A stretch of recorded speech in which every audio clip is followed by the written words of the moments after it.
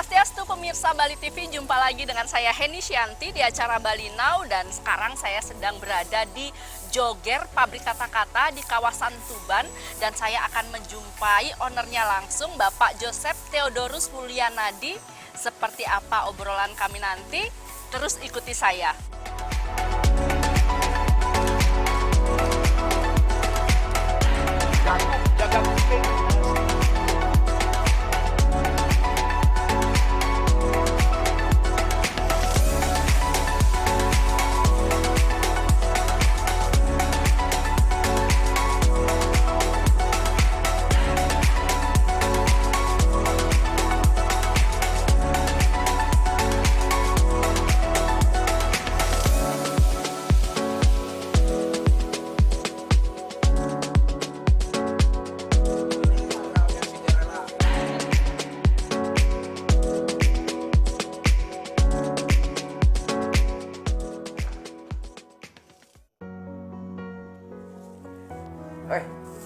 Baik pemirsa, sekarang saya sudah bersama Bapak Joger, dan luar biasa. Tadi saya sempat jalan-jalan sih sebelum kita ngobrol-ngobrol ya. Nah, Bu Napi Gatra, gimana kabarnya? Beci-beci. Iya, aduh, kayak semangat deh kalau ngobrol-ngobrol ini dengan Bapak Joger. Kita langsung ngomong masalah kesibukannya apa sih ini? Kesibukannya apa aja? Apapun yang penting pantas, perlu, mampu, sempat, ikhlas dan mantap dilakukan. Yes. Iya. Oh, sudah vaksin ya? Sudah vaksin, kita banyak, udah lengkap banyak ya. kali. Kita sudah lengkap vaksin nih. Udah aman ya. Oke. Nah, ini sebelum kita ngobrol banyak tentang Joger. Nah, pemirsa Bali Now pasti ingin tahu bagaimana sih perjalanan Pak Joger ini dari awal sampai sekarang. Oke. Jadi enaknya saya panggil Pak Joger atau Mister Joger? Kalau Mister kan terlalu luar negeri. Pak Joger Pak aja Joger. ya. Yang penting jangan Bu Joger. Nanti datang Bu Joger kemari. Jadi kalau saya berbicara tentang perjalanan, mungkin saya lebih cenderung pakai kata merangkak. Bagaimana saya merangkak, dan sampai sekarang masih merangkak. Jadi hidup ini kan sebetulnya bagaimana kita isi dengan kegiatan-kegiatan yang disebut Vita Activa. Vita Activa itu sebetulnya mencakup semua. Contohnya seperti bernafas itu termasuk Vita Activa. Iya. Lalu berolah bahan pangan itu sebetulnya untuk dimakan. Untuk apa? Untuk kita, untuk buang air besar. So kalau makan terus tanpa pernah buang air besar, artinya mukanya bisa abu-abu sebelum belang-belut, kan gitu ya. Jadi semua hal yang, kalau saya bilang, saya hanya melakukan dalam hidup ini yang hal-hal yang benar-benar pantas, perlu, mampu, sempat, ikhlas dan mantap saya lakukan. Makanya kelihatan saya kan sering mantap tuh. Iya. Nah, kenapa saya sering mantap? Karena itu. Jadi saya hanya melakukan yang sesuai dengan suara hati saya, kemudian sesuai dengan kemampuan saya, keperluan saya, lalu kesempatan. Sebab itu banyak hal yang pantas, tapi kalau belum perlu, ya mungkin janganlah dilakukan dulu. Tapi ada yang perlu, tapi kalau tidak pantas juga jangan dilakukan. Walaupun ada yang pantas dan perlu, tapi kalau tidak mampu ya jangan juga. Lalu tidak sempat. Nah, tapi kalau sudah pas, lupa, nah itu lakukanlah yang pantas-pantas sesuai dengan keperluan, kemampuan, kesempatan, dan keikhlasan, lalu kemantapan sehingga mantap. Nah, kita masih belum menggali nih perjalanan hidup Bapak dari awal hingga akhirnya sukses nih dengan Joger ini. Kalau sukses itu adalah kaya, saya sudah lama sukses. Tapi kalau sukses itu bahagia, saya juga sudah lama bahagia. Jadi menurut saya kesuksesan yang paling sukses itu adalah bahagia. Karena secara aforisme itu saya katakan bahwa apa gunanya kita kaya kalau tidak bahagia. Tapi kan mungkin lebih tidak berguna lagi kalau sudah miskin lalu udah bahagia juga. Jadi sebetulnya bukan kaya, bukan miskin yang penting, tapi bersyukur. Bersyukur apapun keadaannya. Nah, ini dia. Ini hebat ini. Ini hebat. Apapun Jadi keadaannya. Dan bersyukur di segala cuaca itu membuat kita bahagia di segala cuaca. Ya Iya, nak, iya. jangan baru gerimis-gerimis hujan langsung mengeluh. Udah galau ya. Padahal tanpa hujan, tanpa air kan hidup ini tidak Kering. lengkap. Ya, betul. Jadi sebetulnya hidup ini kan ya itu dia berjalan terus. Seperti roda. Ya. Nah, ini ngomongin masalah Joger lagi nih. Heeh. Bagaimana sih mengawali bisnis merintis Joger? Dari tahun berapa itu, Pak? Oh sebetulnya kan Joger ini kalau dirintisnya kan sudah sejak saya lahir mungkin sudah dirintis. Cuma kan belum ada konsep nyatanya. Tapi kan kelihatannya dari kecil itu saya itu tidak pernah menyerah. Jadi apapun, jadi dulu itu kan keluarga saya kan keluarga cukup mampu lah berada. Cuma ada sistem yang sangat menurut saya agak berat untuk dijalankan di masa sekarang ini atau di masa saya. Dulu kan kalau orang tua saya baik, saya nakal. Tapi kalau orang tua saya tegas, saya nakal karena memang dasarnya nakal kan gitu ya. Nakal itu sebetulnya tidak jahat ya. Lebih baik anak itu nakal tapi jangan jahat. Oh, beda ya? Ya, nakal beda. sama jahat. Nakal tuh banyak akal. Ono akalnya. Nah, tapi apa yang terjadi lalu ketika saya puber kan sombong itu biasa merasa diri paling hebat. Nah, lalu apa yang terjadi? Waktu itu saya punya semboyan kalau Anda baik, saya akan lebih baik. Tapi kalau Anda jahat, saya akan lebih jahat. Pernah sombong gitu, menjagoran ya terus menjagoran itu artinya berkelahi. Bertengkar ribut. Justru karena minder dan karena sering tidak sarapan. Jadi sering perut gampang marah kalau makanya saya bikin filosofi garing itu kan karena dulu sering lupa sarapan. Nah, jadi kalau mau mencegah supaya jangan kena penyakit saraf, ingatlah sarapan. Oh iya, betul. Jadi Makanya harus karena tetap saya sarapan. suka sarapan, saya sarapan 3 kali per hari. Setiap hari. Setiap hari. Makanya disebut garing 3 piring. Iya. Itu dia. Nah, nanti kita bahas juga masalah garing. Apa sih garing? Nanti Ya. di segmen berikutnya saja Hebat ya. sekali nih, ada segmen. Nah, baik pemirsa, kita akan lanjutkan Eh. obrolan kita setelah jeda. Jadi jangan kemana-mana, tetap di Bali Now. Baik pemirsa, masih bersama Bapak Joger yang sangat-sangat unik, sesuai dengan kalimat-kalimat yang selalu tertera di produk-produknya yang unik, yang kadang-kadang nyeleneh, tapi benar-benar memberi pesan juga. Nah, ngomongin masalah Joger lagi, tadi masih setengah sih yang dijelaskan. Ini kenapa sih? Sepertujuh tuh. Sepertujuh ya, belum seberapa ya. Iya, Nah, iya. kenapa bisa diberi nama Joger? Oh hebat ini. Pertanyaan ini sangat bermutu. Jadi nama Joger itu sebetulnya niatnya adalah menghargai orang yang banyak berjasa untuk hidup saya ketika saya di Jerman dulu.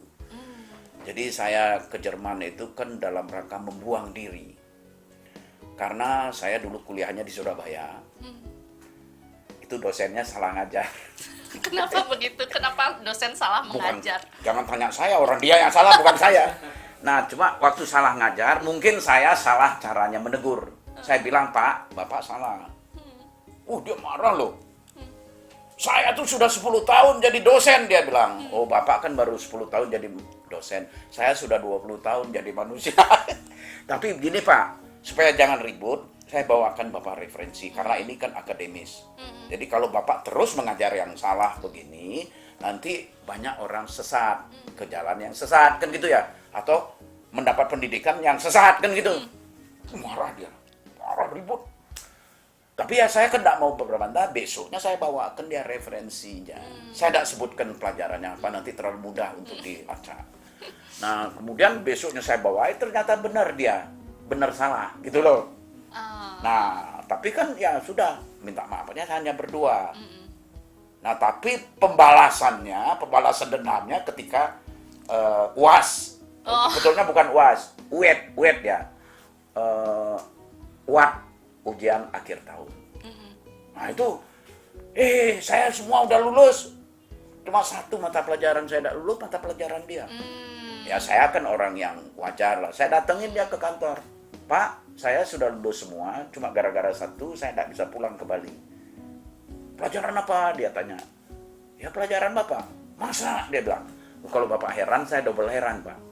Karena saya adalah mahasiswa Bapak yang kelas menengah.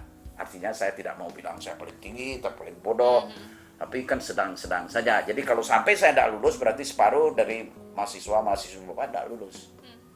Oh, tidak mungkin, dia bilang. Ya, memang Bapak bilang tidak mungkin. Padahal kemungkinan itu paling pasti. Ya, nak? Ya, nak? Yeah. Nah, lalu, gini aja, Pak. Saya kemarin kan mau belajar.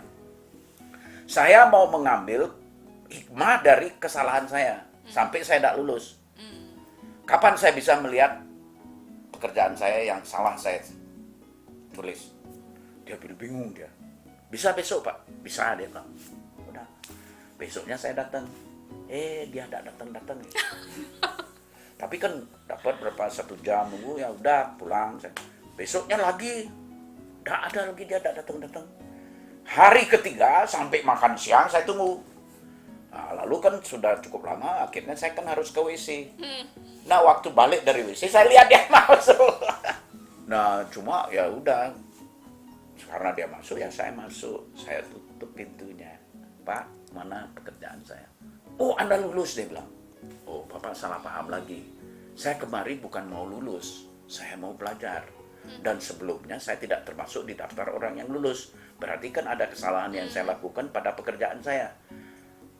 Saya mau lihat, mau belajar di mana kesalahan saya. Anda lulus, dia bilang. Loh, Bapak salah paham lagi. Saya minta saya punya pekerjaan. Anda mau lulus apa? Nah, seperti galak saya juga. Ini Bapak sudah saya jelaskan, saya tuh kemarin bukan cari lulus. Cari, sebetulnya saya belajar untuk bisa. Bisa yang benar, bukannya. Oh, nah, sudah saya menentukan. Oh, salah. Karena ini bahayanya kalau dosen nyatakan dosen yang menentukan lulus tidaknya seorang mahasiswa. Karena bagi saya itu harus kinerja si mahasiswa lah yang menyebabkan dia lulus atau tidak lulus. Wah, akhirnya minta maaf tapi cuma berdua. Tapi dia bilang udah jangan diperpanjang, dia bilang saya bukan memperpanjang tapi tidak mau memperpendek juga, tapi apa yang maunya ini sekarang.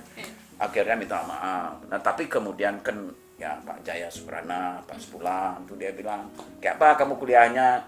Saya ceritakan, lalu dia berkesimpulan kamu tuh terlalu merdeka, kamu tidak cocok di sini, sebaiknya kamu ke Jerman. Ya saya kan belum pernah punya cita-cita berangkat ke Jerman, ngapain gitu loh. Tapi kemudian nah, kalau di Jerman kan beda. Dia jelaskan bahwa di Jerman itu kalau you sudah masuk diterima sebuah perguruan tinggi, you sudah langsung dibimbing oleh dosen yang artinya secara tutorial itu dia bertanggung jawab terhadap kita. Kalau kita sampai tidak lulus, dia yang ditegur, bukannya kita. Karena ya manusia, kalau manusia normal saja itu kan kalau diajar secara baik pasti dia mengerti lah. Tapi kalau sampai orang normal tidak mengerti, berarti kan yang mengajar yang perlu diselidiki. Nah, berarti waktu itu setelah terdampar ke Jerman. Oh, membuang diri. Membuang diri ya, bukan terdampar. Ya. Akhirnya balik lagi di tahun berapa? Atau langsung setelah balik dari Jerman langsung membuka pabrik kata-kata ini? Itu saya tahun 86 ya, itu pulang kemari. Itu kan tahun 73 itu berangkat ke Jerman. Kemudian dalam waktu 3 tahun itu banyak hal positif yang terjadi. Di Jerman itu saya kok mengalami pertumbuhan secara mental itu luar biasa. Jadi saya bertemu dengan orang-orang yang memang berteman dengan kita secara tulus. Dan ketulusan mereka itu salah satu yang paling menonjol adalah suportif. Suportif itu mensupport. Jadi mereka tuh contohnya bedanya dengan saya waktu di Surabaya misalnya, di Bali gitu. Kalau saya main gitar, saya kan tidak terlalu jago main gitar dan suara saya juga tidak terlalu bagus, tapi juga tidak terlalu jelek. Tapi sering saya nyanyi gitu. Kalau di sini kan teman-teman itu biasanya dengan nada iri, baru begitu dia sudah pamer-pamer. Padahal cuma nyanyi, main gitar kan bukan pamer. Betul. Kan menghibur. Tapi kalau di Jerman, ya ini saya alami, kan main sana, wih, kamu tuh kuliahnya ini ya seni ya. Jadi pertanyaannya itu mengangkat. Sudah berbeda, ya, Jadi bukan menekan. menjatuhkan. Jadi saya merasa kok orang-orang di sini ini baik-baik, dan saya kan sebetulnya kan bukan anak saya memang jago, dia memang dan 5 resmi. Kalau saya kan cuma suka karena minder, suka bela diri, suka menjagoran, suka berkelahi gitu. Tapi kan di sana gara-gara saya pernah berkelahi dengan orang satu kali cepat sekali, akhirnya saya itu dijadikan guru, lalu dapat punya teman banyak. Ini yang lebih penting.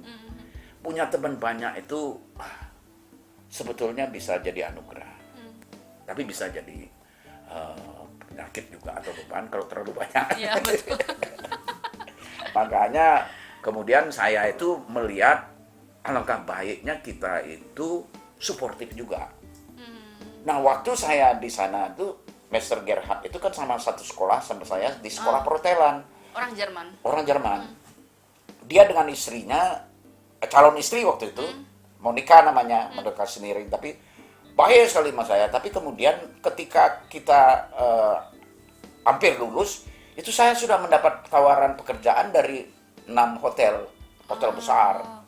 Tapi dia yang tahu, kamu jangan ambil yang itu.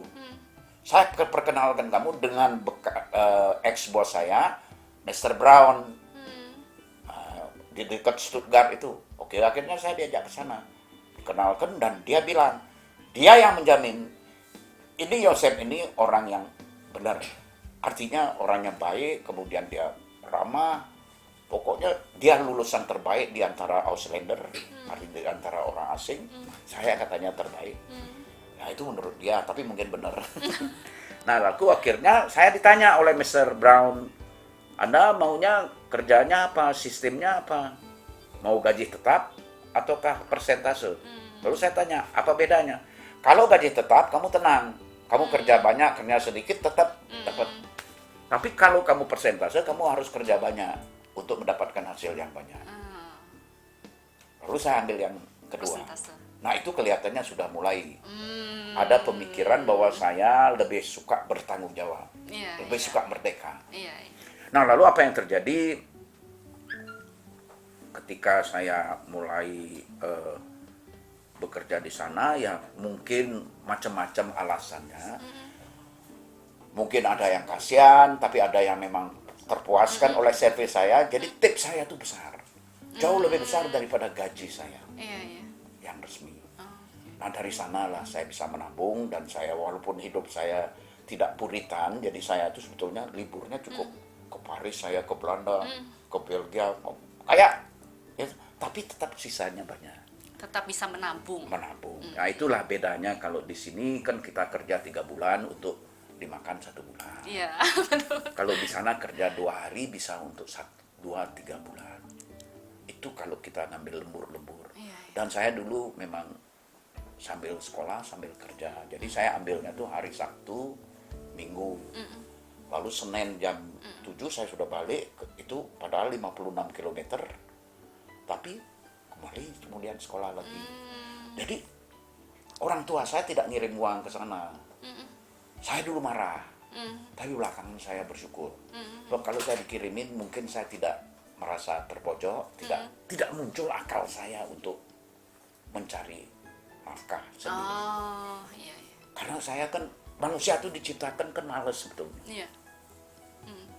Ini kan biasanya kalau terpaksa saja baru mau rajin kan gitu ya. Nah, tapi ya baguslah, orang tua saya itu memang sengaja tidak mau mengirimin saya uang, dan waktu saya berangkat kan saya dikasih nasihat 207. Tapi dolarnya cuma 200. Jadi dolarnya lebih sedikit daripada nasihatnya. Tapi akhirnya benar-benar bisa mengumpulkan uang saat di Jerman, dan akhirnya dibawa ke Indonesia, Bali. ke Bali, dan akhirnya bisa membuka. Belum berakhir bisnis. itu, sampai Masih. di sini ya saya kan masuk di keluarga. Kemudian memang saya berusaha mencari pekerjaan di hotel-hotel. Dan Hyatt waktu itu nawar saya 90.000. Saya kan heran kok gini. Terus ada satu juga Mr. Faust yang punya itu Sunset Beach yang sekarang jadi Anfaya. Itu juga nawarin saya juga 90.000. Lalu dia bilang, tapi kan dia minta ijazah saya dari sana. Saya bawa ijazah saya, pengalaman kerja. Tapi tetap 90.000. Lalu saya bilang, ada jabatannya asisten manajer. Iya. Bisa ada jabatan yang lebih rendah, Hmm. tapi gajinya lebih tinggi gitu. Ternyata ada. Iya. Dia bilang, kami kalau menggaji orang lulusan lokal cuma 25.000 waktu itu. Jadi karena saya lulusan Jerman, dapat 90.000. Tapi yang saya ingat, saya pernah beli, beli parfum itu 1 botol. Sebelumnya itu kan untuk pacar saya, Mbak Erin. Itu ternyata 25.000. Jadi nanti kalau saya benar-benar kerja lalu untuk beli parfum 1 botol kan kasihan juga ya.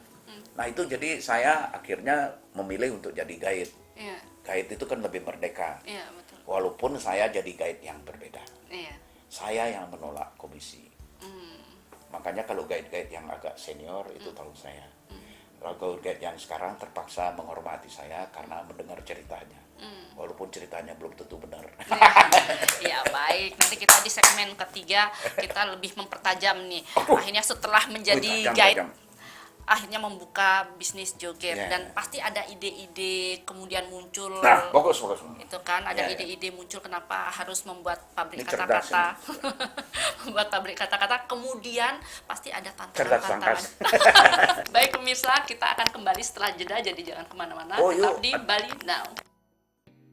Baik pemirsa, masih di Bali Now, masih bersama Bapak Joger yang ya ampun, nggak bisa ngomong deh. Ternyata cerdas, unik, kemudian Kejam. Nah tadi kita udah ngebahas masalah perjalanan hidup Bapak sampai membuang diri ke Jerman. Tapi ternyata membuang diri ke Jerman itu menghasilkan sesuatu hal yang luar biasa dalam kehidupan Bapak. Akhirnya kembali lagi ke tanah air.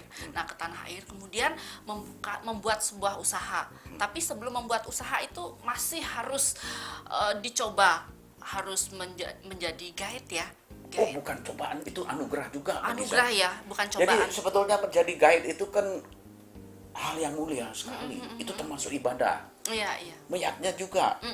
Sebetulnya nanti apapun yang kita lakukan dengan beriktikat itu semua bisa jadi ibadah. Iya. Tapi wajar, jangan kurang ajar. Kurang ajar pun mesti sewajarnya. Ya, jadi masih ada sesuatu hal yang harus dijalani sebelum membuat sebuah bisnis besar begitu. Saya bilang bisnis besar karena memang saat ini joger itu bukan hanya dikenal di Indonesia, di Bali, di Indonesia, tapi sampai keluar. Nah itu kan pasti ada ide-idenya waktu itu. Kenapa tiba-tiba membuat, saya membuat bisnis joger. Ya sebetulnya kan kepepet. Jadi Power of baru kepepet. saya ingat kepepetologi itu ada desainnya yang saya bikin. Oh iya. Kepepetologi itu orang tuh harusnya benar-benar mengalami kepepet, nanti akan muncul hal-hal yang luar biasa. Makanya kalau you mau benar-benar kreatif ya, ada beberapa pertanyaan you harus jawab sampai minimum 15. Nah, ketika pertanyaan ke-16 itu jawaban you pasti lebih kreatif daripada biasanya. Makanya jangan berhenti pada level-level yang umum. Tapi kalau orang lain bisa lari 10 kilometer ya kita seharusnya bisa 11 meter. Lari ya, tapi jangan lari karena maling, itu jangan. Nah, jadi sebenarnya kepepet. Jadi saya tuh kepepet. Tapi kan kadang-kadang kan ada orang yang sebetulnya benar-benar kepepet, tapi ada orang harus berimajinasi bahwa hidupnya kepepet. Nah, yang lebih baik itu adalah orang berimajinasi seolah-olah hidupnya kepepet. Jadi ketika saya mulai tahun 76 di sini, lalu menjadi guide, lalu membantu di keluarga saya, pegang keuangan. Tapi karena saya punya ide-ide yang kelihatannya sangat kurang berkenan untuk kakak saya mengundurkan diri dari perusahaan keluarga. Tapi sekarang saya diminta lagi, karena terbukti saya yang benar. Karena itu kadang-kadang repot lah. Makanya perlu waktu. Apapun perlu waktu. Ya. Makanya saya pernah menutup 2 dari toko saya, karena saya membutuhkan waktu untuk mencintai diri saya, keluarga saya, anak-anak saya. Butuh itu. Itu jangan, hati-hati dengan waktu. Iya. Sebab kita kadang-kadang terlalu bersemangat mengejar sesuatu, akhirnya kita meninggalkan diri kita sendiri. Lupakan keluarga kadang-kadang ya, sampai Ya, kalau menomorduakan keluarga diri sendiri dilupakan, Jangan sampai. Ya. Jadi awalnya memang kepepet membuka kepepet itu luar bisnis. biasa. Tapi itu berdasarkan imajinasi. Karena saya tidak sungguh kepepet. Iya. Tapi saya membayangkan, saya tidak punya apa-apa. Kalau itu toh orang tua saya kaya, itu kan orang kaya, orang tua saya. Nah, saya bagaimana mengkondisikan diri saya sampai saya itu benar-benar merasa kepepet. Jadi saya sengaja waktu pertama itu tahun 80, bulan Agustus. Itu saya kepepet karena apa? Istri saya tuh melahirkan anak saya lagi, mirip saya lagi. Ya kan, waduh ini kayak apa nih, kok saya yang dulunya anak kok bisa punya anak, ini kan mengagetkan juga gitu loh. Ini kayak apa nih? Nanti kalau dia sudah dewasa, tanya orang tuanya kerja apa, bapaknya kerja apa, lalu bilang jadi guide yang tak jelas, penghasilannya ada. Aduh, ini harus punya. Nah, kebetulan ketika saya menjadi guide, nah itulah masa inkubasinya. Jadi saya melihat, kok arsop-arsop, pemilik arsop atau pegawai-pegawai arsop itu kebanyakan melecehkan atau meremehkan turis lokal. Kalau ada datang, ini paling maling. Kan orang tidak tahu, itu kadang-kadang diomongin gitu. Iya. Cuma sikapnya kan tidak bagus. Iya, betul.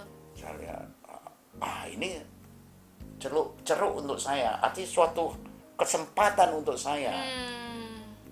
Jadi saya bilang, saya akan bikin sebuah sejenis arsop, atau ya dulu itu kan art and batik shop, Joger pertama namanya itu, yang tidak membedakan orang.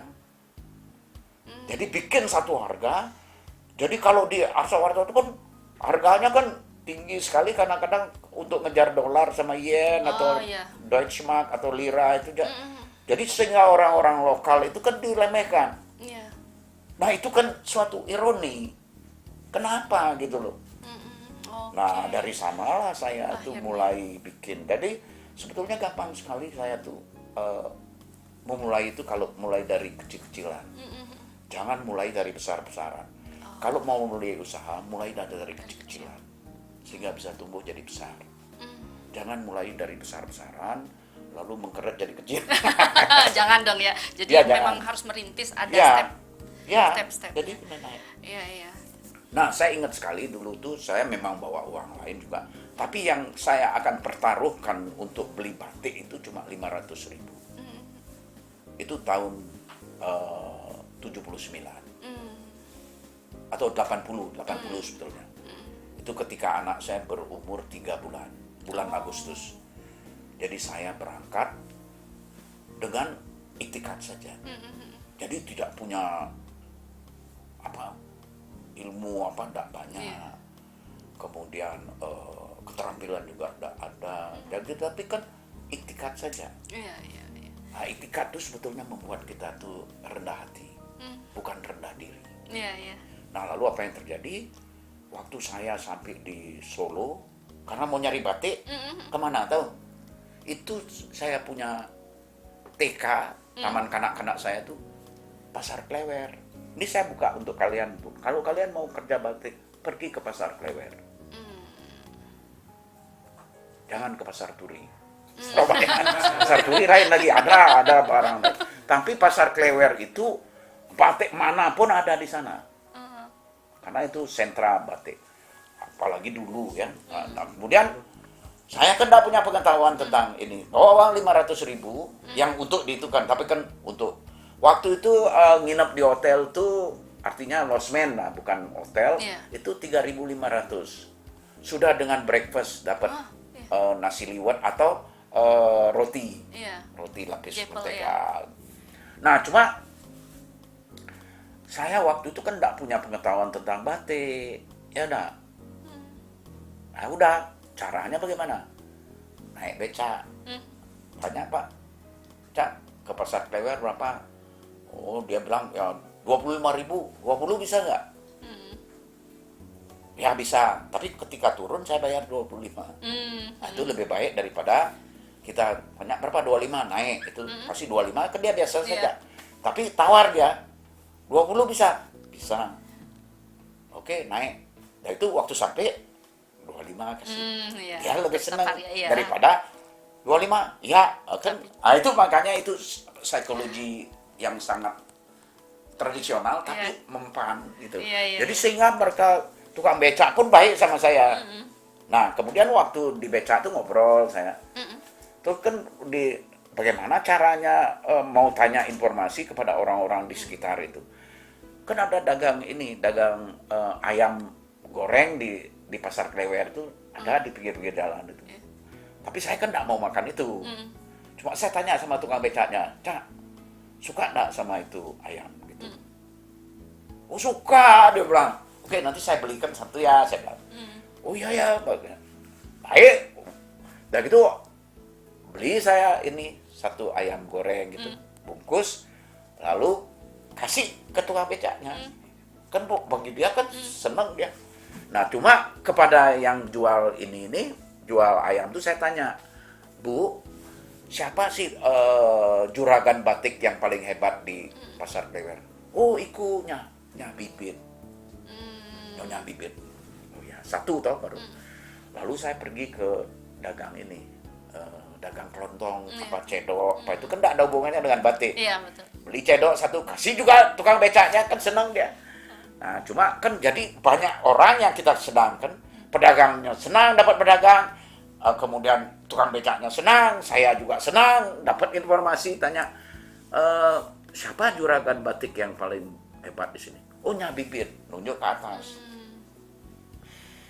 Nah, sekarang yang ketiga, tanya tukang pondong tuh yang tukang bawa pikul itu, tanya, Pak, beliin dia apa rokok atau apa gitu ya, kasih dia, Pak, ini ngobrol sebentar, siapa yang ini juragan batik yang paling hebat? Oh itu Nya Bibit. 3 orang yang berbeda itu rasanya kan komponennya sudah cukup untuk menjadikan hipotesis lah bahwa itu dia benar. Nah, akhirnya ya sudah, saya cari Nya Bibit. Lalu saya bilang, Tante, saya tidak ngerti batik. Saya Joseph dari Bali, tidak ngerti batik, tapi mau jualan batik. Tolong ajarin saya, beri saya harga yang wajar. Saya akan mengingat jasa Tante. Dia kan bingung. Ini orang goblok kok ngaku bodoh, itu kan lumayan. Ya dah, dilihat saya atas bawah.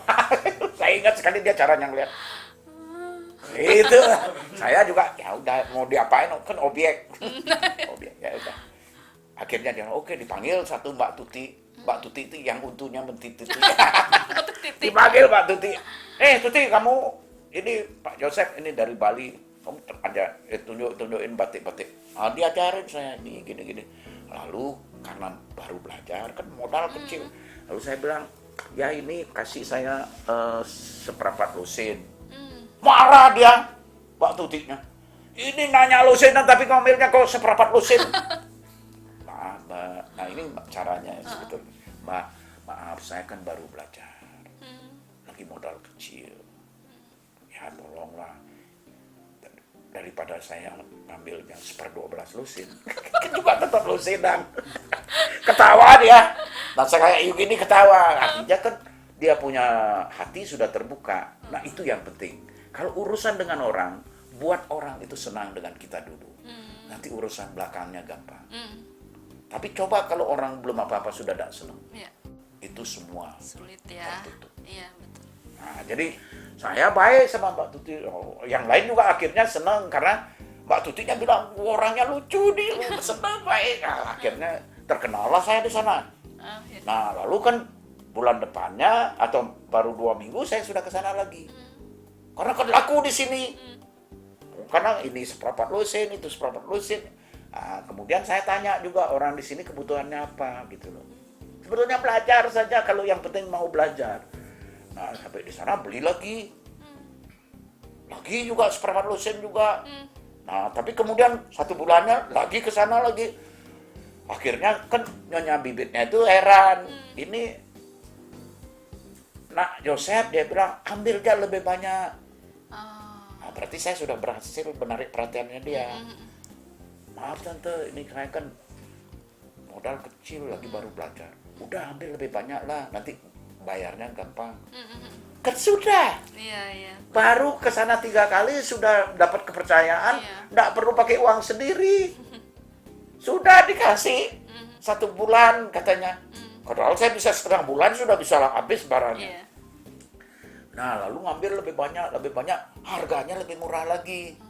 Nah, ketika harga lebih murah, saya jualnya juga lebih murah. Oh, Jadi bukan tipenya, saya tidak Tidak memakai menaikkan semua harga. kesempatan maupun kesempitan. Jadi saya selalu memakai itikat itu. Jadi saya memakai sikap hidup saya baik dan jujur. Kemudian saya ramah, saya rajin, saya bertanggung jawab. Kalau saya bilang 1 bulan, ya 1 bulan. Nah, akhirnya kan makin lama makin banyak saya ngambil. Dan makin murah karena makin banyak, makin murah saya jual. Nah, dulu itu saya bisa menjual batik Solo lebih murah daripada eceran di Solo. Saya tidak bisa lebih murah dari pabrik. Ya, nah. Tapi saya selalu lebih murah dari kalau apalagi batik keris, batik Semar. Oh, tangan kiri saya kalau soal harga. Ya, nah. Kualitas kan sama. Orang Qualissima, Primissima itu aja kok ada yang sama itu. Dan yang buat juga sama. Bahkan ketika di Pekalongan saya bisa ketemu bos-bos itu. Dalam hotel yang sama. Itu Hotel Ayam Wuruk, saya ingat sekali. Cuma saya kan orangnya kayak apa ya? Kalau saya tuh orangnya gampang kali. Kalau orang lain bisa, kalau memang bermanfaat ya saya juga harus bisa. Bahkan lebih bisa. Iya. Nah, itulah. Itu salah satu sifat positif saya. Dan saya juga mendukung orang. Dan lama-lama karena saya sudah terkenal di sana, waktu itu masih Joseph saja nama saya. Lalu biasanya itu yang pemilik-pemilik pabrik itu melihat, oh, orang ini sudah tembus, sudah lewat 3 bulan di sini ini dan omsetnya kok naik. Naik Nah, terus. biasa ngirim kurir. Pak Joseph bisa mampir ke tempat kami produsen. Ketemu produsen lebih murah lagi saya jual. Nah, makanya saya bukan tipe yang memanfaatkan kesempatan atau kesempitan secara maksimal. Iya. Saya selalu menyikapi secara optimal. Itu disebut wajar, Iya. tidak kurang ajar. Jadi awalnya itu ya Itu bisnisnya bukan dari awal, itu sebetulnya kan sudah pertengahan. Jadi awalnya itu kan ketika saya baru lahir di atas sebuah tempat tidur di kota Denpasar, Iya. tanggal 9 bulan 9 1951. Ya, saya jadi tahu ulang tahunnya sekarang.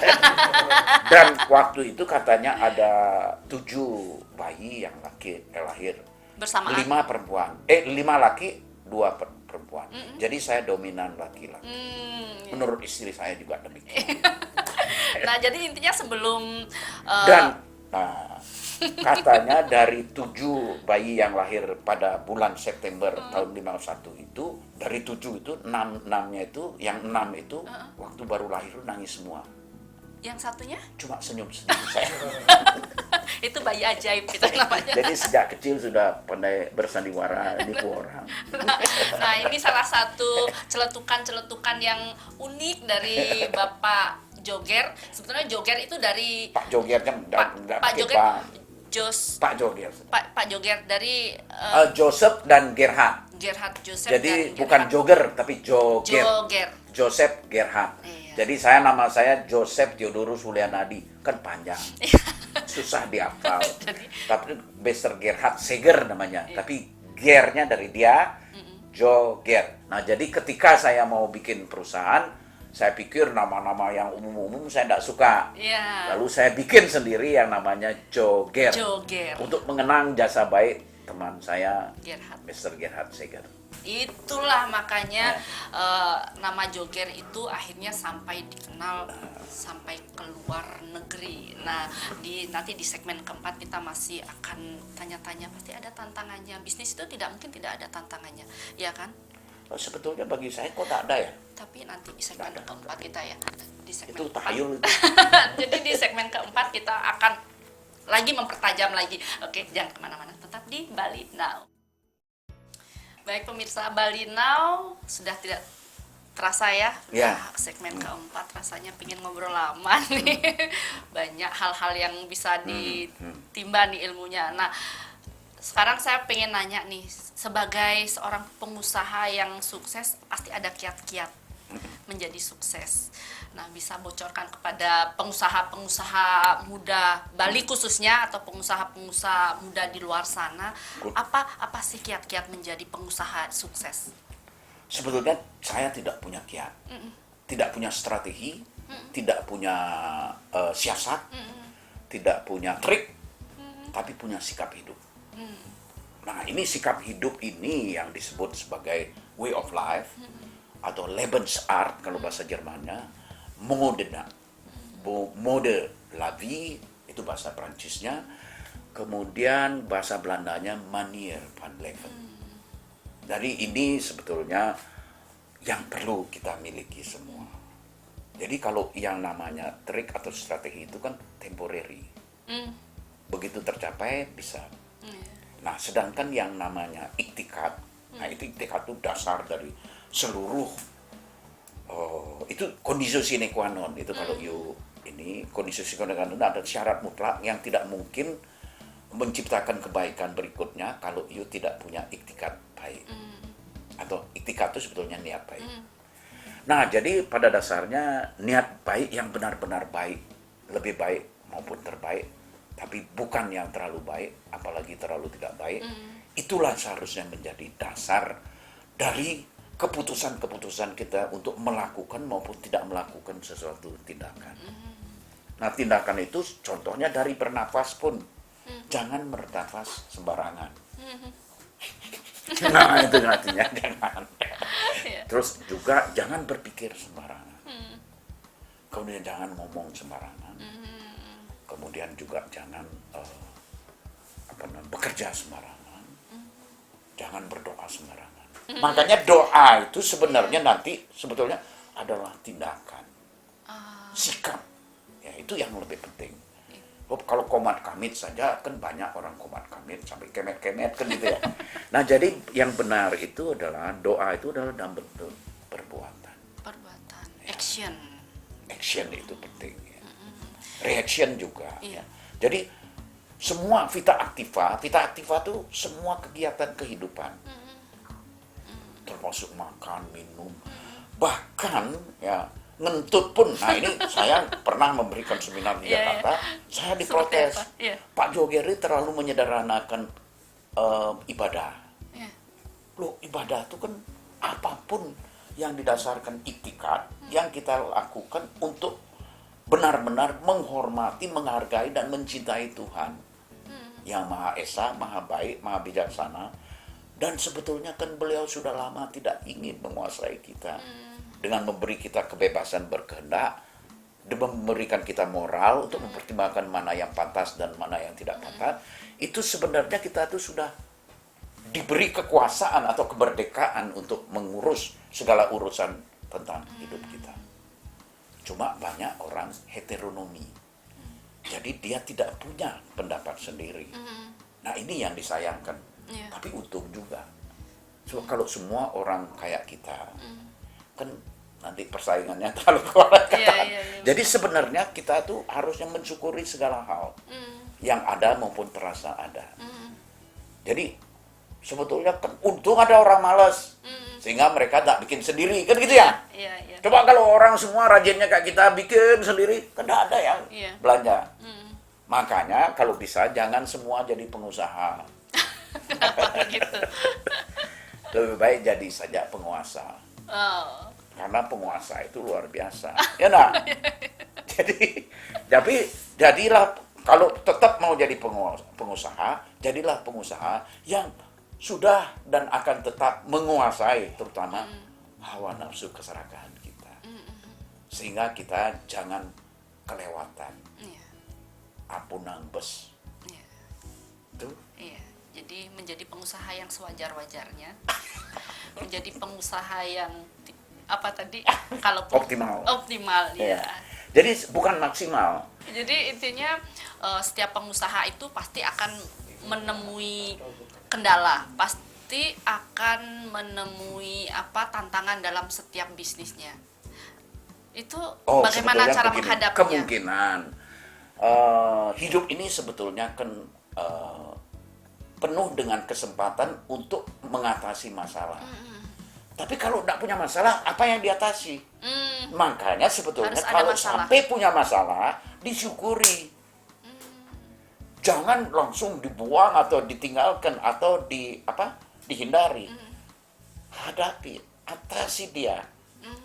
Jadi masalah itu sebetulnya anugerah. Iya. Karena kalau kita dianggap tidak mampu, kita tidak mungkin diberi masalah yang sesuai dengan kebutuhan yang kita. Iya. Banyak orang kan, wah ini kita kok dapat masalah Iya. ya terus. Nah, bersyukurlah. Itu loh. Bahkan kalau tidak punya masalah, cari masalah. Bikin masalah. Untuk diatasi. Bukan untuk dibiarkan mengalahkan diri kita. Jadi sebetulnya orang merdeka itu kan mengatur, bukan diatur. Oke, berarti kalaupun ada Mengendalikan, bukan dikendalikan. Iya. Jadi itu justru masalah itu sebuah anugerah. Karena memang harus ada masalah. Deretan anugerah. Iya, iya. Bukan Jadi, sebuah, tapi deretan. deretan anugerah ya, setiap masalah yang ada dalam setiap apa yang kita kerjakan, Yes. apa yang kita usahakan. Jadi itu kan sebetulnya hidup ini kan kenyataan tuh kan tidak bisa diubah. Makanya jangan diubah. Apa yang perlu diubah? Sikap kita terhadap. Nah ini psikologi dasar. Jadi banyak orang tidak mau menyadari bahwa menyikapi itu lebih penting daripada membiarkan. Apalagi menyerah terhadap keadaan. Jangan. Kita manusia berbudaya dan merdeka. Kendalikan. Iya. Yeah. Keren banget ya pesan-pesannya pemirsa. Nah, dan mungkin Joger juga kedepannya akan melakukan inovasi-inovasi baru mungkin. Apakah akan tetap seperti ini? Ya tidak mungkin dong kalau tetap. Hidup ini perubahan. Iya. Jadi kita harus minimum mengubah, berubah, diubah, dan terubah. Iya, iya. Bagi yang tidak adaptif mengikuti perubahan, itu akan, kalau tidak tertelan, tapi bisa tertindas oleh Iya, perubahan. iya, betul. Harus ada inovasi, harus mengikuti eranya sekarang ya. Intinya seorang pengusaha yang handal itu harus bisa membaca pasar.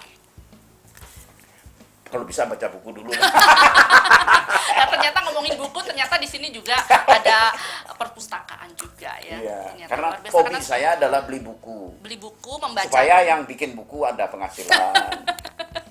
Mungkin Tapi karena kemudian baca bukunya belum tentu. tapi ternyata mungkin dari situ dari rajin membeli buku meskipun kadang ada yang tidak terbaca akhirnya bisa merangkai Sebetulnya gini, kata-kata. saya kadang-kadang beli buku kan karena sampulnya. Ya. Lalu bagus sampulnya, saya beli buku tuh. Tebel-tebel biasanya. Kalau saya tidak sempat baca, tapi saya pikir itu penting saya baca, saya akan bakar dia. Lalu airnya saya campur di ini, saya minum. itu Cara guyonan apa? Itu guyonan lah ya. Bukan semua tuh. Benar. Coba. Saya nggak berani coba Tapi kali. jangan diaduk. Oh, gitu. Kalau diaduk nanti alamannya campur aduk. Tapi itu luar biasa. kiasan, itu Iya, analogi. iya. Banyak yang kata-kata kias yang harus kita selami Eh, ya dari bincang-bincang kita tadi. Tapi luar biasa, ini kesempatan luar biasa. Saya bisa belajar banyak nih dari Karena you perbincangan-perbincangan. mau belajar. Saya sangat mau belajar dan harus memahami tiap kalimat yang penuh makna dari Bapak Joger. Makanya akhirnya Joger ini selalu ada kata-kata yang kadang-kadang tidak kita mengerti tapi ternyata memberi makna, memberi pesan yang luar biasa. Seperti good morning, selamat pagi. Meskipun diucapkan malam hari pun Ya. good morning, selamat pagi. Ya. Karena memang good morning itu selamat pagi. Luar Kan biasa. kadang-kadang segala sesuatu tuh sebaiknya ada alasannya. Iya. Supaya jangan disangka gila. Iya. Karena kita kan belum gila beneran. Iya, Baru tapi gila-gilaan saja. iya, tapi ternyata kata-kata gila ini yang ternyata bisa menjual sampai ke luar negeri. Itu kenyataannya. Iya, itu kenyataannya. Baik, terima kasih sudah diterima di tempat yang nyaman ini Iya. di Joger. Nah, Wih, semoga terima kasih atas pujian. semoga tetap sukses Joger, tetap dikenal oleh masyarakat Indonesia sampai keluar. Ya, Matur suksema. terima kasih banyak. Matur sukses.